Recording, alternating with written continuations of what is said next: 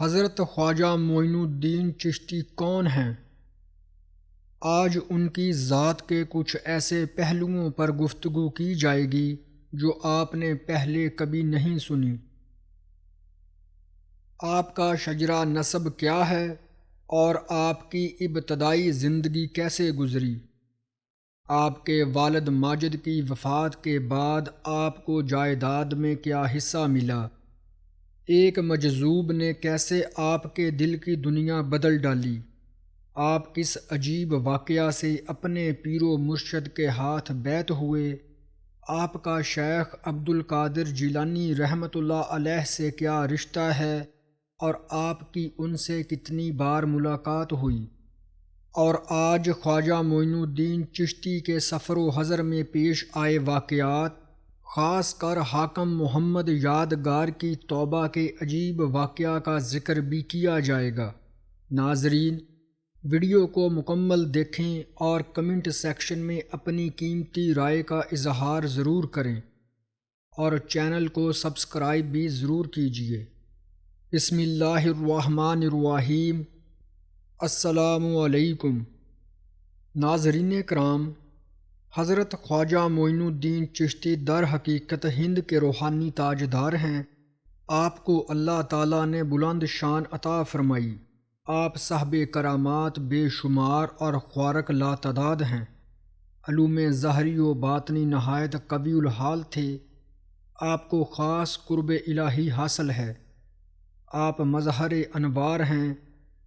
آپ کو رسول کریم کی طرف سے یہ فریضہ سونپا گیا کہ اے معین، اہل ہند کو کفر و شرک کی تاریکی سے نکال کر ایمان کی روشنی سے منور فرماؤ۔ اسی لیے آپ کو نائب رسول اور سلطان ہند کے خطابات سے نوازا گیا۔ اللہ تعالیٰ نے آپ کی نظر میں وہ تاثیر پیدا فرمائی کہ آپ جس کے حال پر توجہ فرماتے وہ فوراً وحدانیت اور رسالت مصطفیٰ پر ایمان لے آتا۔ آپ کی غریب نوازی مشہور زمانہ ہے۔ آپ کا پورا نام معین الدین حسن ہے اور روحانیت کے اعتبار سے آپ کا تعلق سلسلہ چشتیہ سے ہے۔ آپ کے مختلف خطابات ہیں جن میں ہند الولی، خواجہ بزرگ، غریب نواز، سلطان الہند، معین الحق، قطب مشائخ، معین الملت، رحمت ہند، حبیب اللہ نائب رسول فی الہند مشہور ہیں۔ آپ کے جد امجد سید حسن نے خلفائے عباسیہ کے مظالم سے تنگ آ کر ترک وطن کیا اور سرزمین عراق سے ہجرت کر کے سنجر میں اقامت اختیار فرمائی۔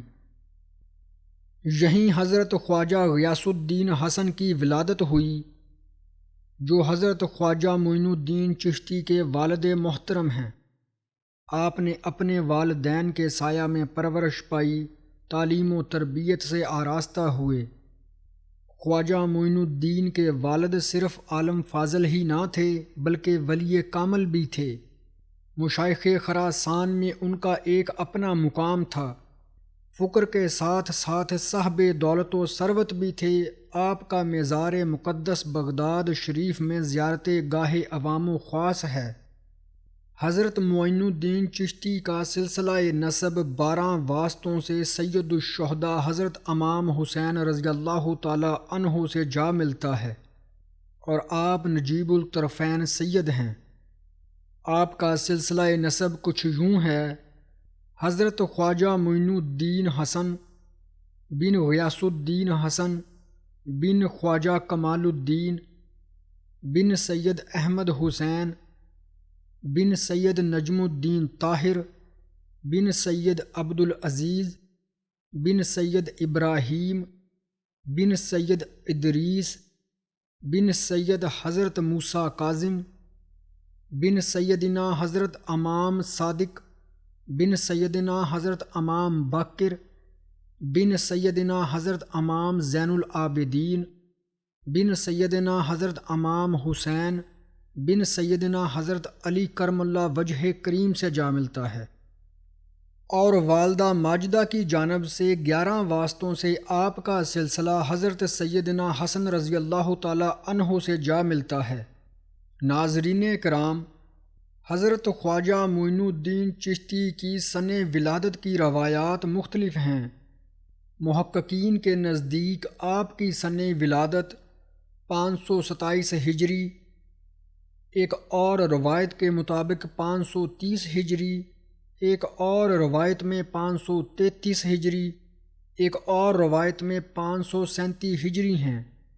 ان تمام روایات میں سے صحیح سن ولادت برآمد کرنا آسان کام نہیں، اور اکثر مورخین کے نزدیک آپ کی ولادت پاک خواجہ قطب الدین مودود چشتی کے وصال پاک کے 3 سال بعد ہوئی، یعنی 530 ہجری میں بامقام سنجستان میں ہوئی۔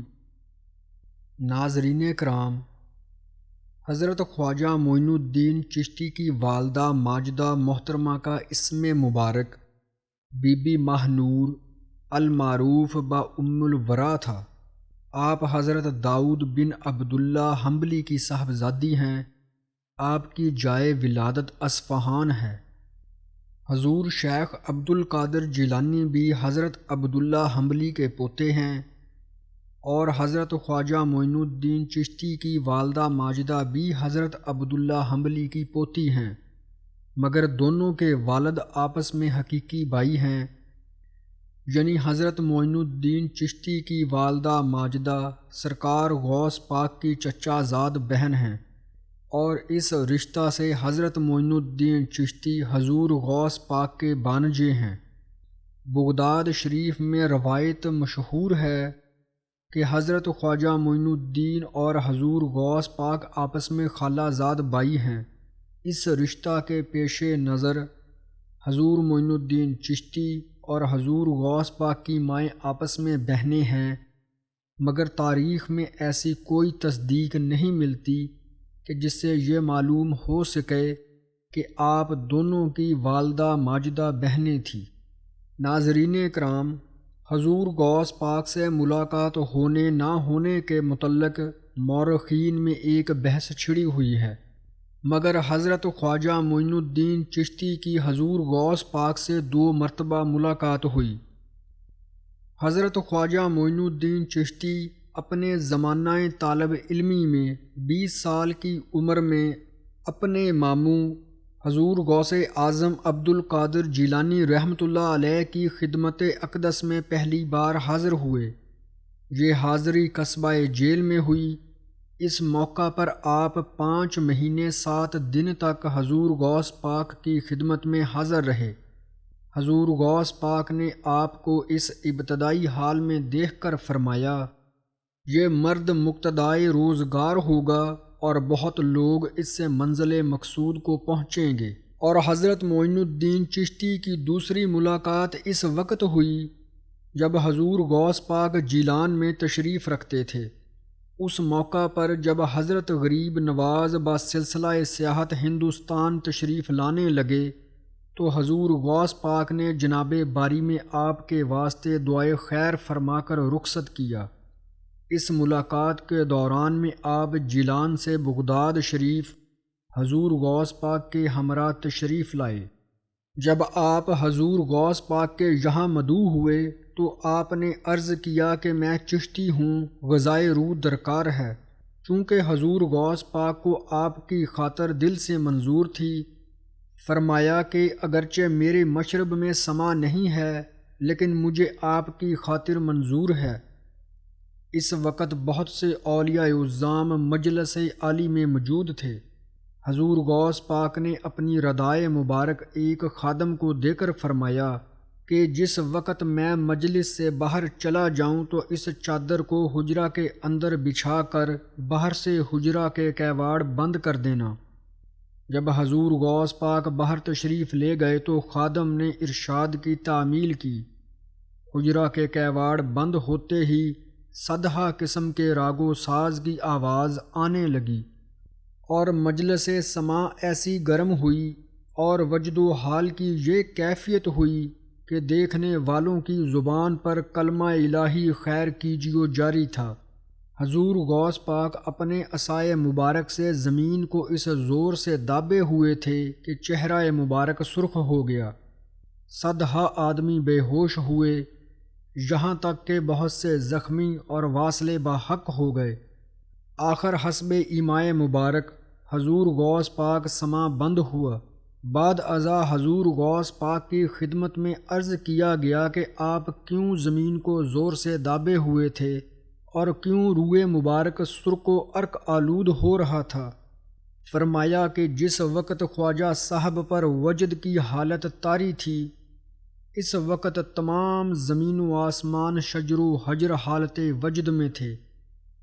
اپنے عصا سے زمین کو اس لیے زور سے دابے ہوئے تھا کہ کہیں وہ ایسی جنبش نہ کرے جس سے مخلوق کی جان و مال کو نقصان پہنچے۔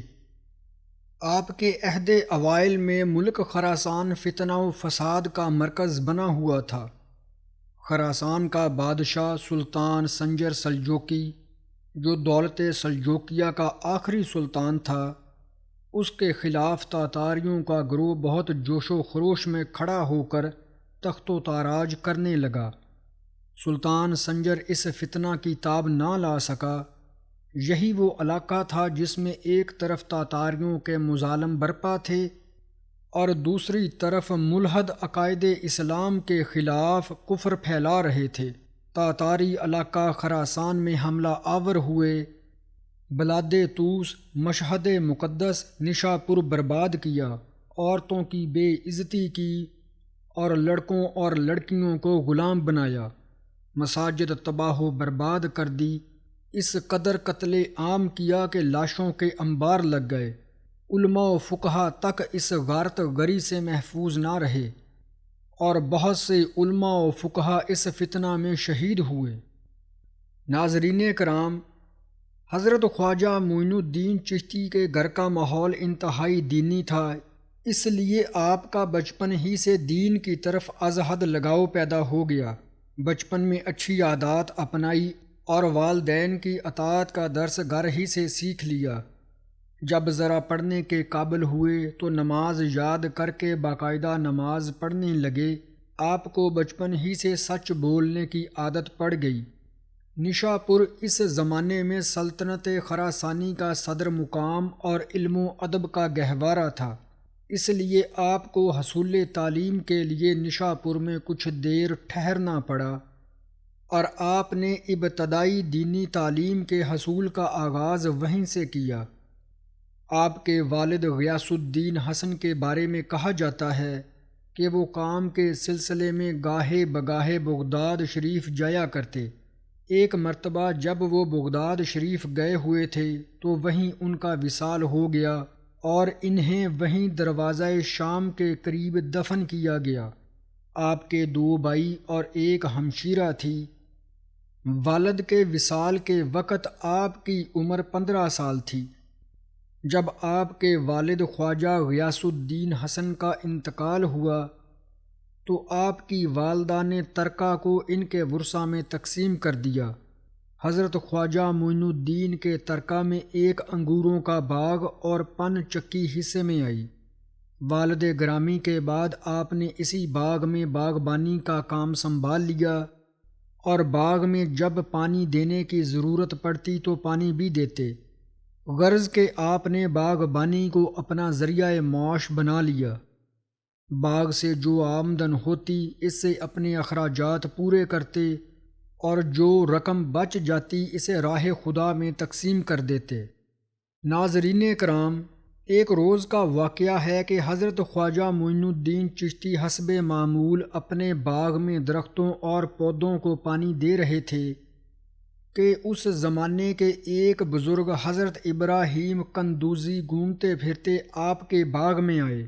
ان پر اکثر عشق حقیقی کا غلبہ طاری رہتا۔ جس وقت حضرت معین الدین چشتی نے انہیں دیکھا تو سب کام چھوڑ کر ان کی طرف متوجہ ہوئے۔ نہایت عزت و احترام کے ساتھ انہیں ایک سایہ دار درخت کے نیچے بٹھایا۔ ان دنوں انگوروں کا موسم تھا اور انگور پکے ہوئے تھے۔ آپ نے انگوروں کا ایک خوشہ لا کر ان کی خدمت میں پیش کیا اور خود با ادب ہو کر ان کے سامنے بیٹھ گئے۔ حضرت ابراہیم قندوزی کو حضرت خواجہ معین الدین چشتی کا حسن سلوک اور رویہ بہت پسند آیا۔ انہیں نگاہ باطن سے یہ معلوم ہو گیا کہ یہ بچہ راہ حق کا متلاشی ہے، اس لیے جیب سے ایک روٹی کا ٹکڑا نکالا اور اسے دانتوں سے چبا کر حضرت معین الدین چشتی کو دیا اور کھانے کے لیے کہا۔ یوں ہی آپ نے روٹی کا ٹکڑا کھایا تو آپ کے دل میں عشق حقیقی کا جذبہ بیدار ہو گیا اور آپ کا دل نور الہی سے منور ہو گیا۔ آپ کے دل میں اللہ کی تلاش موجزن ہو گئی اور یہ سوچ پیدا ہو گئی کہ یہ دنیا اور اس کی دولت کچھ بھی نہیں، اس لیے اسے چھوڑ کر اللہ کی معرفت تلاش کی جائے۔ یوں ہی آپ مجذوب کی توجہ سے اللہ کی محبت میں مغلوب ہوئے تو آپ کا دل دنیا سے اچاٹ ہو گیا، آپ کی کیفیت بدل گئی، آپ کی سوچ میں ایسی تبدیلی آئی کہ آپ باغ اور چکی کو فروخت کر کے تلاش علم کے لیے نکل پڑے۔ ناظرین کرام، اس زمانے میں ترکستان کے علاقے میں سمرقند اور بخارا کے عظیم شہر آباد تھے جو علم و ادب کا گہوارہ تھے۔ خانقاہوں اور مدرسوں میں صوفیہ اور علماء تعلیم دیتے۔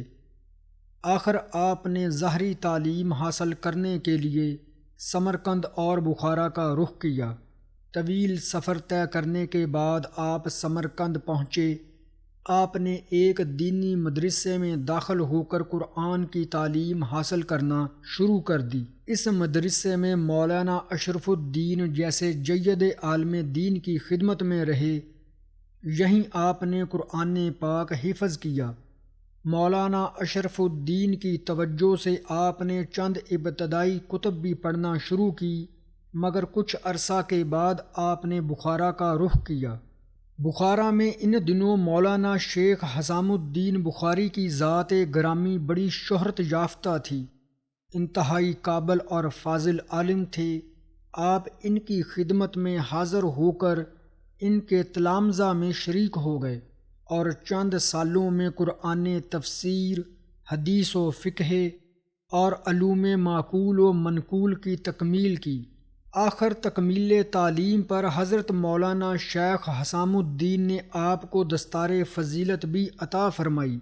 کہا جاتا ہے کہ تحصیل علم کے لیے آپ بخارا میں 5 سال تک رہے۔ ظاہری علم حاصل کرنے کے بعد آپ کے دل میں اللہ کی محبت کا جذبہ بڑک اٹھا، مگر اللہ تعالیٰ کی معرفت کو پانے کے لیے کسی مرشد کامل کی بیعت کرنا ضروری تھی۔ اس سوچ کے تحت آپ بخارا سے جب تحصیل علم سے فارغ ہوئے تو مرشد کی تلاش کے لیے چل پڑے۔ ان دنوں نشاپور کے قریب ایک قصبہ ہارون تھا جسے ہیرون بھی کہا جاتا ہے، جہاں حضرت خواجہ عثمان ہارونی رون کے افروز تھے۔ ان کی بزرگی کا چرچا دور و نزدیک تھا۔ لوگ جوک در جوک ان کی خدمت میں حاضر ہو کر روحانی فیوز و برکات حاصل کرتے۔ غرض کے اس دور میں حضرت خواجہ عثمان ہارونی کی ذات اقدس کی وجہ سے روحانی چشمہ فیض بنا ہوا تھا۔ آپ کی ذات بابرکات کے انوار جگمگا رہے تھے۔ حضرت معین الدین چشتی نے جب ان کے روحانی کمالات کی شہرت سنی تو قصبہ ہارون پہنچ گئے۔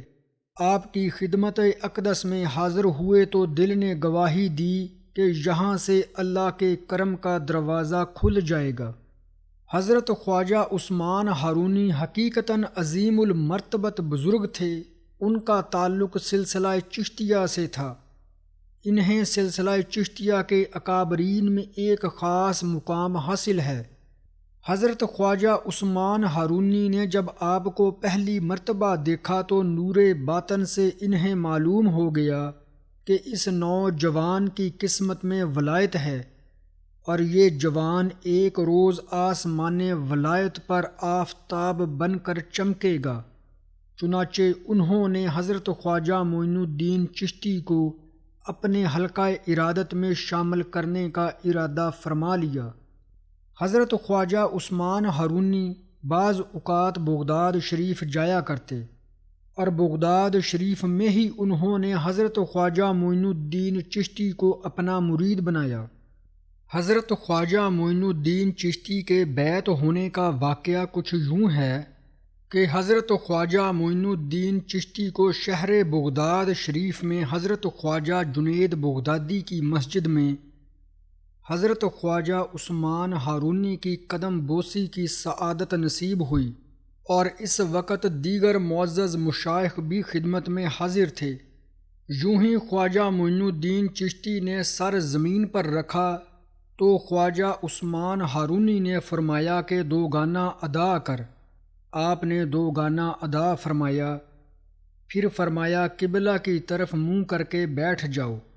حضرت خواجہ معین الدین چشتی قبلہ شریف کی طرف منہ کر کے بیٹھ گئے اور فرمایا کہ سورہ بقرہ پڑھو۔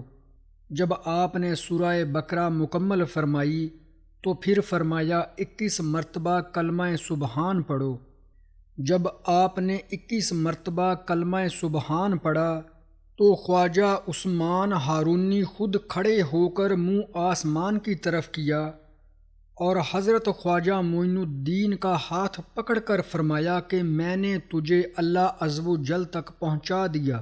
یوں ہی یہ فرمایا اور کینچی اپنے دستے مبارک میں لے کر حضرت خواجہ معین الدین چشتی کے سر اقدس پر چلائی اور 4 ترکی کلہ حضرت خواجہ معین الدین چشتی کے سر مبارک پر رکھا اور خاص گدڑی عنایت فرمائی، اور پھر فرمایا بیٹھ جا، اور فرمایا کہ ہمارے خانوادے میں 8 پہر کا مجاہدہ ہوتا ہے، آج کی رات اور آج کا دن مجاہدے میں مشغول رہو۔ آپ کے ارشاد کے مطابق حضرت خواجہ معین الدین 1 دن اور 1 رات مجاہدے میں مشغول رہے۔ جب دوسرے دن حضرت خواجہ معین الدین چشتی آپ کی خدمت میں حاضر ہوئے تو آپ نے فرمایا بیٹھ جاؤ اور 1000 مرتبہ سورہ اخلاص پڑھو۔ جب آپ نے 1000 مرتبہ سورہ اخلاص پڑھی تو فرمایا اوپر کی طرف دیکھ۔ یوں ہی آپ نے آسمان کی طرف نگاہ فرمائی تو آپ نے فرمایا تجھے کیا دکھائی دیتا ہے؟ حضرت خواجہ معین الدین چشتی نے عرض کیا کہ عرش عظیم تک سب کچھ دکھائی دیتا ہے۔ پھر فرمایا زمین کی طرف دیکھ۔ جب حضرت خواجہ معین الدین چشتی نے زمین کی طرف دیکھا تو فرمایا کہاں تک تجھے دکھائی دیتا ہے؟ آپ نے عرض کیا حجاب عظمت تک۔ فرمایا آنکھ بند کر۔ جب میں نے آنکھ بند کی تو فرمایا کھول۔ میں نے آنکھ کھولی تو مجھے 2 انگلیاں دکھا کر فرمایا کہ تجھے کیا دکھائی دیتا ہے؟ میں نے عرض کیا کہ 18,000 قسم کی مخلوقات دکھائی دیتی ہیں۔ تو حضرت خواجہ عثمان ہارونی نے فرمایا جا تیرا کام سنور گیا۔ ایک اینٹ پاس رکھی تھی، آپ نے فرمایا کہ اس کو الٹ۔ جب حضرت خواجہ معین الدین چشتی نے الٹی تو اس کے نیچے 1 مٹھی سونے کے دینار تھے۔ آپ نے فرمایا اسے لے جا کر فقیروں کو صدقہ کر دو، اور میں نے وہ فقیروں میں صدقہ کر دیا، اور پھر فرمایا کہ چند روز تک تم ہماری خدمت میں رہو۔ جب بارگاہ الہی اور دربار رسالت سے خواجہ غریب نواز کو مقبولیت کا پروانہ عطا ہو چکا تو وہ وقت آ گیا کہ مرشد کامل بھی انہیں اپنے خرقہ خلافت سے سرفراز فرمائیں۔ چنانچہ حضرت خواجہ عثمان ہارونی نے اپنا خرقہ، مصلی، نالین پاک اور عصا مبارک مرحمت فرما کر ارشاد فرمایا یہ چیزیں ہمارے پیران طریقیت کی یادگار ہیں، اپنے آپ کو ان کا اہل ثابت کرنا اور اپنے بعد جس کو ان کا اہل سمجھنا اس کے سپرد کر دینا۔ پھر خواجہ عثمان ہارونی نے خواجہ غریب نواز کے سر پر کلہ 4 ترکی رکھا اور ان کے سامنے اپنے مرشد حضرت حاجی شریف زندنی کی نصیحت دہرائی، یعنی کلہ 4 ترکی سے مراد 4 ترک ہیں۔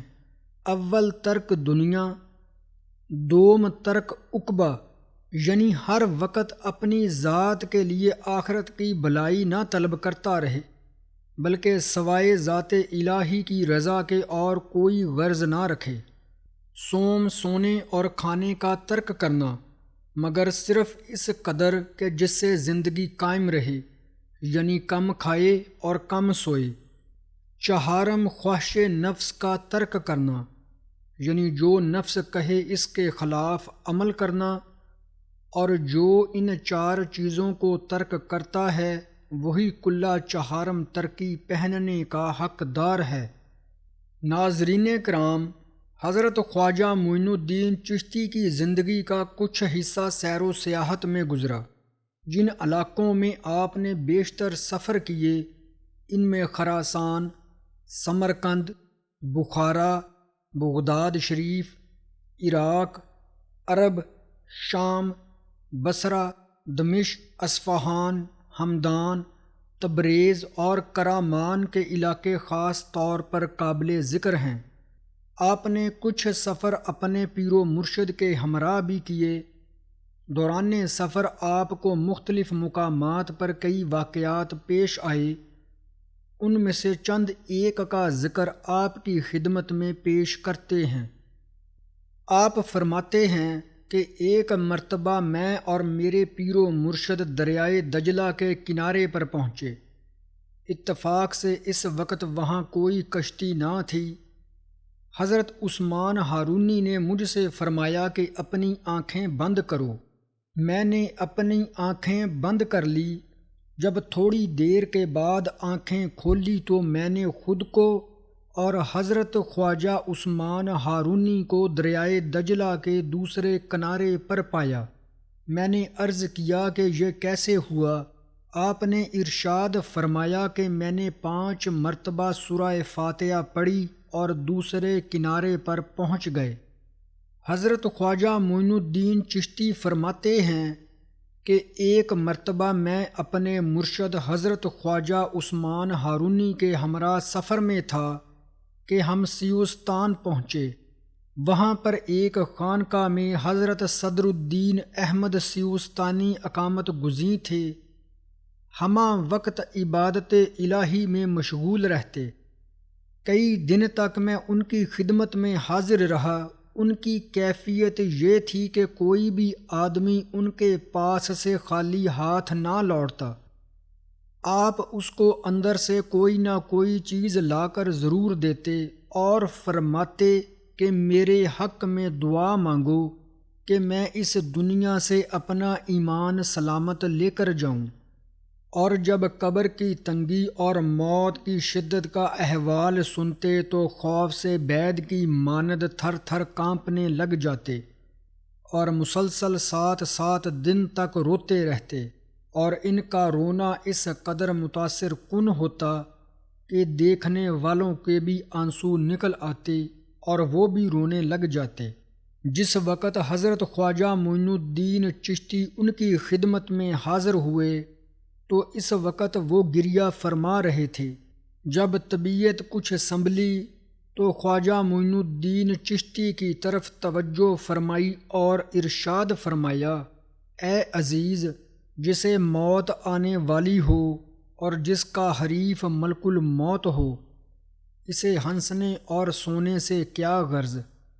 اگر تمہیں ان لوگوں کی حالت کے بارے میں علم ہو جائے جو زمین کے اندر ایسی کوٹھری میں سوتے ہیں جو بچھوؤں سے بری ہوئی ہے، تو تم اس طرح سے پگھل جاؤ کہ جس طرح سے نمک پانی میں حل ہوتا ہے۔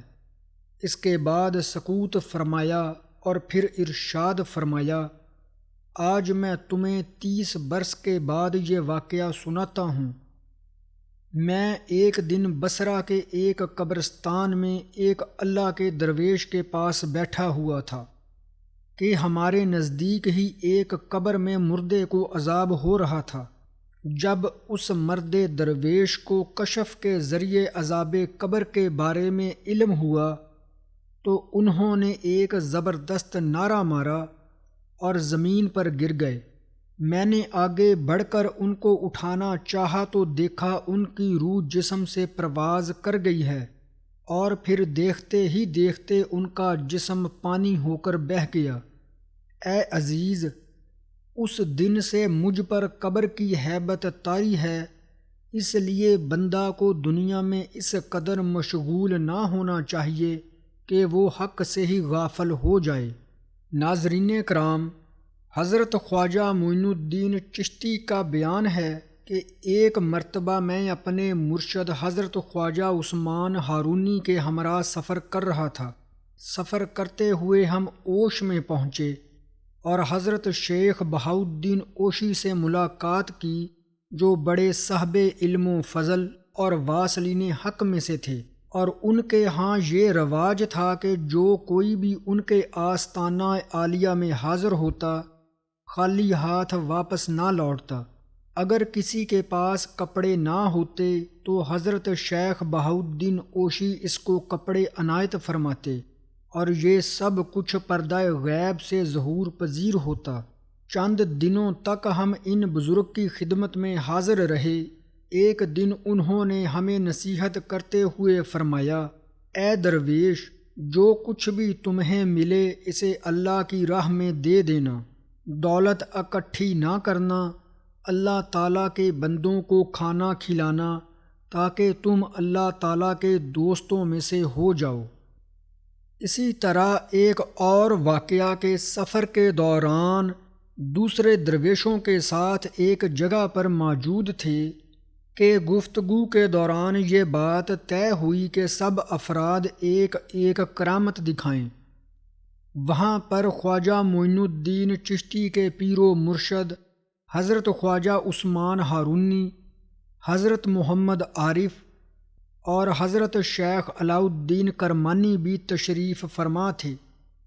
سب لوگوں نے اپنی اپنی کرامات دکھائی۔ حضرت خواجہ عثمان ہارونی نے بھی کرامت دکھائی اور اپنے مصلے کے نیچے ہاتھ ڈال کر سونے کا ایک ٹکڑا نکالتے ہوئے ایک درویش کو دیا اور اس سے فرمایا کہ جاؤ درویشوں کے لیے شیرنی لے آؤ۔ حضرت شیخ علاء الدین نے ایک لکڑی کو ہاتھ میں پکڑا تو وہ سونا بن گئی۔ اس کے بعد حضرت عثمان ہارونی نے خواجہ معین الدین چشتی کی طرف متوجہ ہو کر فرمایا کہ تم نے کچھ نہیں کیا۔ چنانچہ حضرت عثمان ہارونی کے حکم کی تعمیل کرتے ہوئے حضرت خواجہ معین الدین نے اپنے کمبل سے 4 روٹیاں نکالی اور ایک بوڑھے فقیر کو دے دی۔ ناظرین کرام، حضرت خواجہ معین الدین چشتی فرماتے ہیں کہ ایک مرتبہ میں اپنے مرشد حضرت خواجہ عثمان ہارونی اور شیخ عہد الدین کرمانی کے ہمراہ سفر میں تھا۔ ہم مدینہ طیبہ کی حاضری کے لیے جا رہے تھے کہ دمشق میں پہنچے۔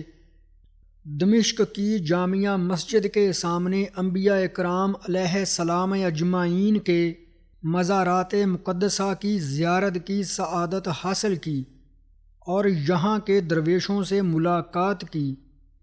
ایک روز ہم دمشق کی مسجد میں بیٹھے تھے، ہمارے پاس ہی کچھ اور بزرگ بھی تشریف فرما تھے کہ حضرت محمد عارف نے فرمایا، روز قیامت دولت مندوں سے تو حساب کتاب ہوگا، درویشوں سے کوئی باز پرس نہ کی جائے گی۔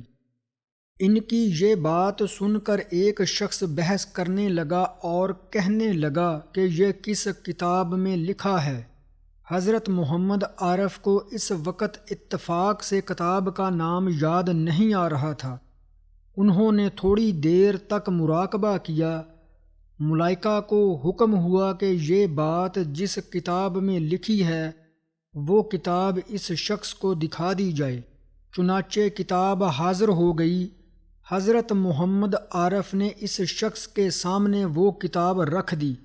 اس نے جب کتاب دیکھی تو اس قدر شرمندہ ہوا کہ ان کے قدموں میں اپنا سر رکھ دیا۔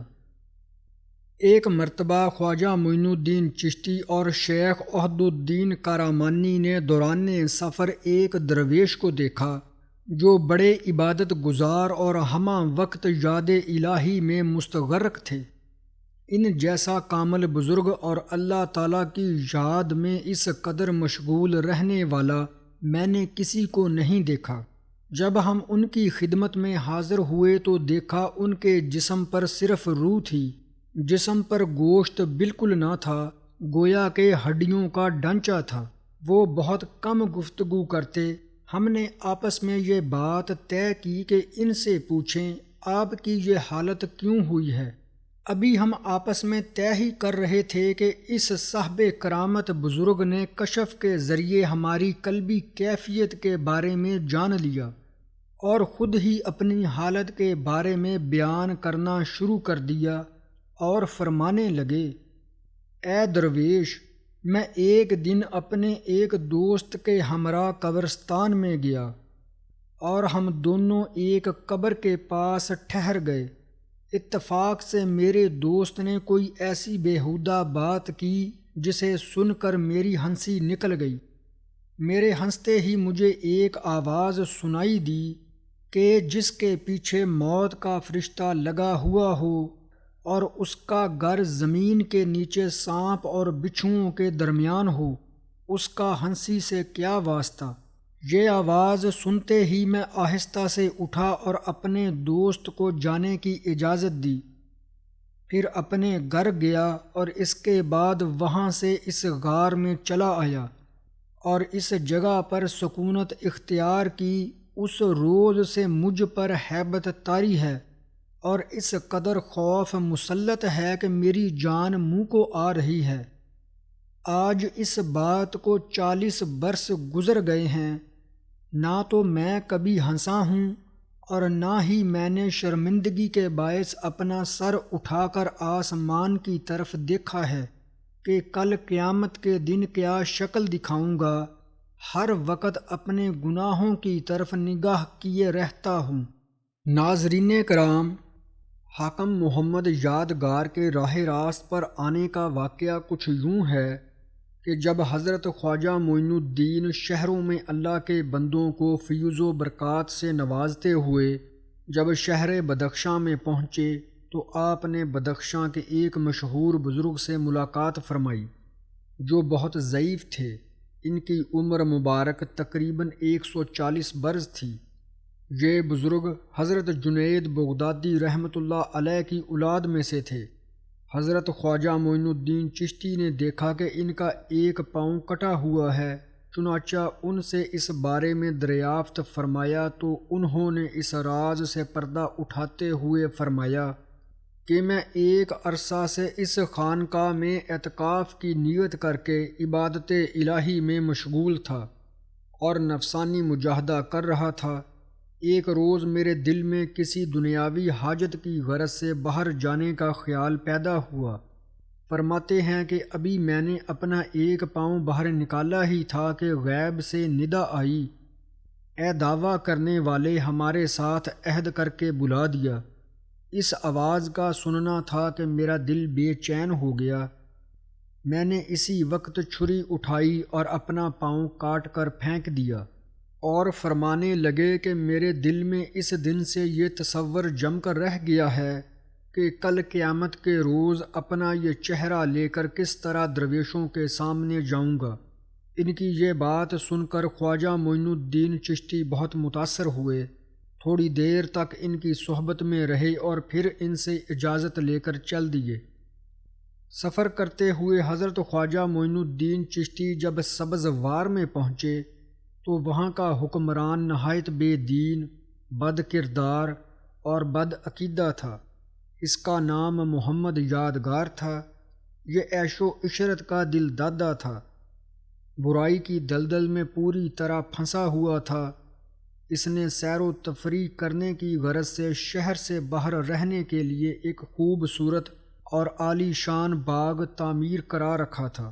اس باغ میں نہایت ہی خوبصورت حوض اور فوارے لگے ہوئے تھے۔ حضرت خواجہ معین الدین جب اس باغ کے نزدیک پہنچے تو آپ نے یہاں کچھ دیر رکنے اور قیام فرمانے کا ارادہ کیا۔ چونکہ سفر کے باعث کافی تھکاوٹ ہو چکی تھی، اس لیے غسل کرنے کی غرض سے حوض پر تشریف لائے اور حوض کے صاف ستھرے پانی سے غسل فرمایا۔ اس کے بعد نماز پڑھی اور پھر قرآن پاک کی تلاوت میں مشغول ہو گئے۔ اس دن اتفاق سے محمد یادگار بھی اپنے باغ کی سیر کرنے کے لیے اپنی قیام گاہ سے چل پڑا۔ اس کی آمد کا اعلان اس کے شاہی کرندوں نے شہر میں کرنا شروع کیا تو حضرت خواجہ معین الدین کے خادم نے بھی یہ منادی سن لی۔ چنانچہ وہ خادم بھاگتے ہوئے آپ کی خدمت میں حاضر ہوئے اور عرض کیا کہ بہتر ہے کہ ہم اب باغ سے باہر نکل کر قیام پذیر ہو جائیں۔ خادم کی شکل سے گھبراہٹ ظاہر تھی۔ آپ نے خادم کی طرف مسکرا کر دیکھا اور ارشاد فرمایا کہ اگر تمہارا دل چاہتا ہے تو تم چلے جاؤ اور اس درخت کے نیچے جا کر ٹھہر جاؤ، میں تو یہاں سے نہیں اٹھوں گا۔ خادم آپ کے فرمان کے مطابق وہاں سے چلا گیا اور جس درخت کی جانب آپ نے اشارہ فرمایا تھا اس کے نیچے جا کر بیٹھ گیا۔ تھوڑی ہی دیر میں شاہی کرندے قالین لے کر حوض کے کنارے پر پہنچ گئے۔ انہوں نے جب یہاں ایک اللہ کے فقیر کو اس طرح بیٹھے ہوئے دیکھا تو ان کے دل پر ہیبت سی طاری ہو گئی۔ وہ چاہتے کہ آپ کو آگاہ کریں کہ محمد یادگار باغ کی سیر کرنے کے لیے آ رہا ہے، آپ یہاں سے تشریف لے جائیں، مگر ان کو یہ بات کہنے کی جرأت نہ ہوئی۔ چنانچہ انہوں نے حضرت خواجہ معین الدین چشتی کے برابر ہی سبزوار کے حکمران کے لیے قلین بچھا دیا۔ اسی اثناء میں محمد یادگار بھی موجود ہوا۔ اس نے اپنے قلین کے پاس حضرت خواجہ معین الدین چشتی کو دیکھا تو آگ بگولا ہو گیا۔ شاہی کرندوں کو برا بھلا کہنے لگا اور کہا کہ تم لوگوں نے اس فقیر کو یہاں سے کیوں نہیں نکالا؟ اس کی یہ بات سنتے ہی حضرت خواجہ معین الدین چشتی نے اپنا چہرہ انور اس کی طرف کیا اور اس پر ایسی جلالی نگاہ ڈالی کہ محمد یادگار کے پاؤں تلے سے زمین نکل گئی۔ وہ تھر تھر کانپنے لگ گیا اور اس حالت میں بے ہوش ہو کر زمین پر گر گیا۔ شاہی کرندوں نے جب اس کی یہ حالت دیکھی تو وہ گھبرا گئے اور حضرت خواجہ معین الدین چشتی کے قدموں پر گر گئے اور عجز و انکساری کا مظاہرہ کرتے ہوئے کہنے لگے کہ حضور، ان کی گستاخی معاف فرما دیں، ان کو علم نہیں تھا کہ آپ اللہ کے برگزیدہ بندے ہیں۔ وہ لوگ رو رو کر محمد یادگار کے لیے آپ سے معافی مانگ رہے تھے۔ یہ دیکھ کر آپ کو ان پر رحم آ گیا اور آپ کے جلال کی شدت کم ہو گئی۔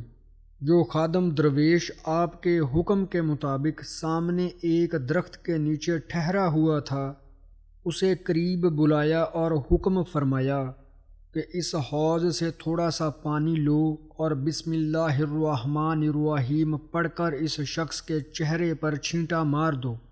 اپنے مرشد کے حکم کی تعمیل کرتے ہوئے اس درویش نے محمد یادگار کے چہرہ پر پانی کا چھینٹا مارا تو اسے ہوش آ گیا۔ اب اس کے دل کی کیفیت بدل چکی تھی۔ ہوش میں آتے ہی حضرت خواجہ معین الدین چشتی کے قدموں پر اپنا سر رکھ دیا اور نہایت ہی عاجزی کے ساتھ عرض کرنے لگا، حضور، میں نے آج سے تمام غیر شرعی کاموں کو چھوڑ دیا اور آپ کے دستے حق پر اپنے تمام گناہوں سے توبہ کرتا ہوں، میری خطا معاف فرما دیجیے۔ حضرت خواجہ معین الدین نے اس پر شفقت فرمائی اور اسے اپنے قدموں سے اٹھا کر بیٹھا دیا۔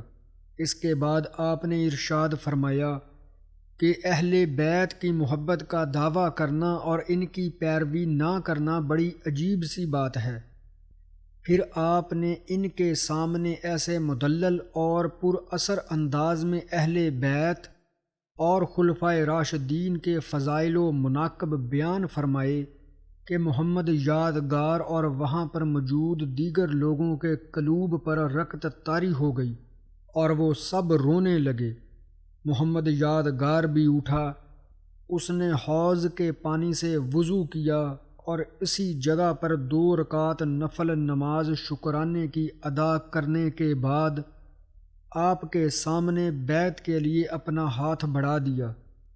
آپ نے اسے بیعت کر کے سلسلہ چشتیہ میں داخل ہونے کا شرف عطا فرمایا اور ایک ہی نگاہ کامل سے اس کی قلبی کیفیت کو بدل کر رکھ دیا۔ وہ محمد یادگار جو لمحہ پہلے اولیاء اللہ کا گستاخ تھا، ایک دم سے اولیاء اللہ کا محب اور عقیدت مند بن گیا، اور آپ کے فیضان نظر سے وہ راہ راست پر آ گیا۔ ناظرین کرام، یہ واقعہ بھی بڑا دلچسپ ہے۔ حضرت خواجہ معین الدین چشتی جب اپنے مرشد پاک حضرت خواجہ عثمان ہارونی کی خدمت اقدس میں ایک عرصہ رہ کر سلوک کی منازل طے کر چکے تو مرشد نے آپ کو اپنے پاس سے رخصت کر دیا۔ آپ مختلف شہروں میں اولیاء اکرام کے مزارات پر حاضری کا شرف حاصل کرتے ہوئے اور اللہ کے فقیروں اور درویشوں کی صحبت کا فیض حاصل کرتے ہوئے جب بلخ میں تشریف لائے تو حضرت شیخ احمد خضرویہ کی خانقاہ میں جلوہ افروز ہوئے۔ چند یوم تک یہاں پر قیام فرمایا۔ آپ کی یہ عادت مبارکہ تھی کہ سفر کے دوران طباق، نمکدان اور تیر و کمان اپنے پاس رکھا کرتے۔ جب بھوک کی شدت محسوس ہوتی تو جنگل میں سے پرندہ شکار کرتے اور اس سے اپنی بھوک مٹاتے۔ ایک دن آپ کو بھوک لگی ہوئی تھی کہ آپ کو ایک کونج دکھائی دیا۔ فوری طور پر کمان پر تیر چڑھایا اور اسے شکار کر لیا۔ ذبح کرنے کے بعد خادم کو دیا تاکہ وہ اسے صاف کر کے بھون لے اور خود نماز پڑھنے میں مشغول ہو گئے۔ حضرت خواجہ معین الدین چشتی جس جگہ پر نماز پڑھ رہے تھے، اس کے نزدیک ہی اس وقت کے ایک مشہور فلسفی اور حکیم مولانا ضیاء الدین کا گھر بھی تھا۔ حضرت خواجہ معین الدین چشتی کا خادم کونج کا گوشت بھون رہا تھا کہ مولانا ضیاء الدین کا ادھر سے گزر ہوا، جو اپنے گھر کی طرف جا رہے تھے۔ انہوں نے اپنے گھر کے ساتھ ہی ایک بہت بڑا مدرسہ بھی قائم کیا ہوا تھا، جہاں پر دور دراز سے طالب علم تعلیم حاصل کرنے آتے۔ مولانا ضیاء الدین نے جب حضرت خواجہ معین الدین چشتی کو نماز پڑھتے ہوئے دیکھا اور خادم کو گوشت بھونتے ہوئے دیکھا تو خادم سے دریافت کیا کہ یہ کباب تم کس کے لیے تیار کر رہے ہو اور یہ بزرگ کون ہیں جو نماز پڑھ رہے ہیں؟ خادم نے بتایا کہ یہ حضرت خواجہ معین الدین چشتی ہیں۔ حکیم ضیاء الدین کا شمار ان لوگوں میں ہوتا تھا جو اولیاء کرام کی مخالفت میں پیش رہتے اور ولایت کرامات کو نہیں مانتے۔ جب بھی کبھی کسی اللہ کے بندے کا تذکرہ کرتے تو مذاق اڑانے کے انداز میں کرتے۔ اسی اثناء میں حضرت خواجہ معین الدین چشتی نے نماز پڑھ لی۔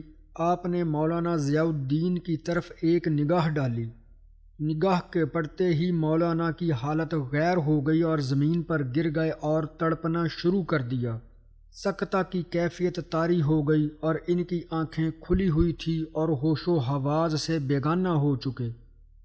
ان کی اس حالت کو دیکھ کر حضرت خواجہ معین الدین چشتی نے مولانا کے سینہ پر اپنا دست مبارک پھیرا تو مولانا کی حالت سنبھلی، ہوش و حواس درست ہو گئے۔ ہوش میں آتے ہی حضرت خواجہ معین الدین چشتی کے قدموں پر اپنا سر رکھ دیا۔ آپ نے ان کو تسلی و تشفی دی۔ اسی اثناء میں خادم بھی کونج بھون کر لے آیا اور آپ کی خدمت میں پیش کیا۔ آپ نے بسم اللہ الرحمن الرحیم پڑھی اور اس کی ایک ٹانگ مولانا ضیاء الدین کو دے دی۔ پھر دوسری بنی ہوئی ٹانگ پر گوشت اتار کر خود کھانے میں مشغول ہو گئے، باقی خادم کو دے دیا۔ مولانا ضیاء الدین نے ابھی ایک ہی لقمہ گوشت کا کھایا تھا کہ ان کے دل کی دنیا ہی بدل گئی۔ قلبی کیفیت میں ایک دم سے نکھار آ گیا۔ عقل اور فلسفہ کے ضم کے باعث جو فاسد خیالات دل و دماغ میں سمائے ہوئے تھے، ایک دم سے دور ہو گئے۔ حقیقت و معرفت کی روشنی سے دماغ اور سینہ منور ہو گیا۔ اپنے سابقہ عقائد و فاسدہ سے توبہ کی اور آپ سے معافی کے خواستگار ہوئے۔ پھر آپ کے دست حق پر بیعت کی اور اپنے شاگردوں سمیت آپ کے ارادت مندوں کی صف میں شمولیت اختیار کی۔ اس کے بعد مولانا ضیاء الدین کے دل کی دنیا ہی کچھ اور ہو گئی۔ ہمہ وقت اللہ تعالیٰ کی عبادت اور ریاضت میں مشغول رہتے۔ حضرت خواجہ معین الدین چشتی کی ایک ہی نگاہ کرامت سے حقیقت و معرفت کی منازل طے کر لی۔ آپ نے مولانا ضیاء الدین پر اپنی خصوصی شفقت فرمائی، انہیں روحانی و باطنی فیوز پہنچا کر درجہ ولایت پر پہنچا دیا، پھر ان کو خلقہ خرافت عطا فرمایا۔ آپ کی اس کرامت کی خبر جب اہل شہر کو ہوئی تو وہ بھی عقیدت و محبت کے نذرانے پیش کرتے ہوئے آپ کی خدمت عالیہ میں حاضر ہونا شروع ہو گئے، اور شہر کی ایک بہت بڑی تعداد آپ کے حلقہ ارادت میں شامل ہو گئی۔ ناظرین کرام، اسی کے ساتھ حضرت خواجہ معین الدین چشتی کے ذکر خیر کا پہلا حصہ مکمل ہوتا ہے۔ انشاءاللہ دوسرا حصہ بھی جلدی آپ کی خدمت میں پیش کیا جائے گا۔ امید ہے آپ سب کو یہ ویڈیو پسند آئی ہوگی۔ اگر ویڈیو اچھی لگے تو چینل کو سبسکرائب ضرور کیجیے اور ثواب کی نیت سے ویڈیو ضرور شیئر کیجیے۔ انشاءاللہ جلد ملتے ہیں، تب تک کے لیے اپنا خیال رکھیں۔ اللہ حافظ۔